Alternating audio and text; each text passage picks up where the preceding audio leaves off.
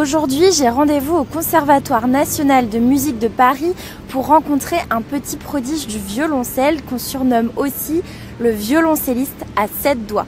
Allez, venez, je vous emmène avec moi. Salut Sony. Salut Clotilde. Enchantée. Pareillement, ouais. Bienvenue au Conservatoire national supérieur. Eh ben, c'est parti. Originaire de Montreuil, Sony Siesinski est née en 2000 avec une malformation de la main gauche.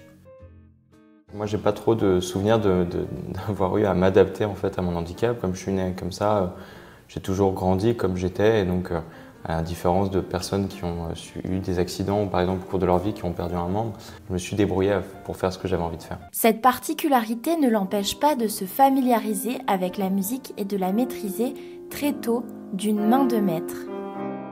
J'ai grandi dans un cadre familial assez culturel, mais c'est ma sœur qui a commencé la musique, et donc c'est comme ça en fait que j'ai eu cette approche de la musique. Le premier instrument que j'ai fait, c'était du piano. On pourrait croire que c'est pas très adapté, mais en fait je faisais ce que je pouvais faire, et avec un professeur de guitare qui était la première personne à accepter entre guillemets de me donner des cours de musique, qui m'a ouvert ses portes, mais qui était un peu craintif par rapport à mon handicap et qu'est-ce que je pourrais faire. C'était un frein, ta malformation, pour les professeurs de musique? Et le handicap était pour eux un challenge difficile à relever. Ça leur faisait peur, tu penses? Oui, je pense que ça faisait peur. Oui. Même mes professeurs ne savaient pas jusqu'où je pourrais aller, et que finalement c'est du temps et du travail. Après le piano, il s'essaie au violoncelle.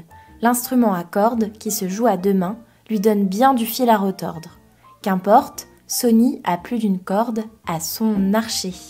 Le violoncelle, logique, difficulté, c'est que je ne peux pas jouer comme tout le monde, je dois jouer à l'envers, à savoir de tenir l'archet de la main gauche et de faire les doigtés de la main droite.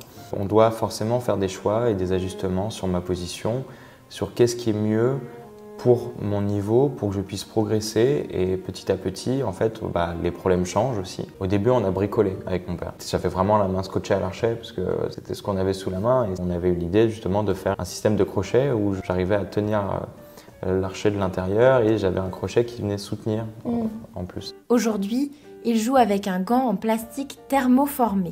On a compris qu'il fallait plus que ça, il fallait un instrument qui soit conçu directement si je voulais rentrer dans un univers professionnel. Il se rapproche alors de Talent et Violoncelle qui soutient de jeunes musiciens. C'est un fonds de dotation, mais à l'époque c'était une association, mais leur but reste le même, à savoir justement de permettre l'accessibilité à des étudiants qui n'ont pas les moyens de s'acquérir un violoncelle. Moi, c'est un cas un peu particulier puisque c'est un violoncelle qui est conçu de A à Z à l'envers. C'est une copie d'un Guarneri qui est exposé au musée de la Cité de la Musique qui est juste à côté.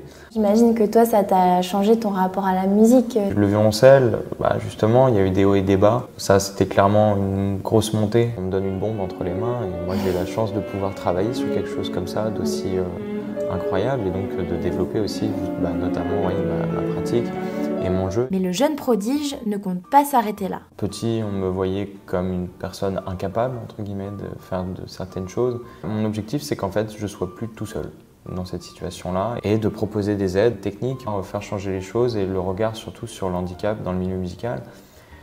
Comme les sportifs, en fait. Il y a encore 50 ans, l'handisport, ça n'existait pas. Aujourd'hui, il y a plein de choses qui sont organisées partout dans le monde. À terme, Sony souhaite améliorer son prototype avec des classes de centrale Supélec pour un jour peut-être développer ses prothèses pour le plus grand nombre.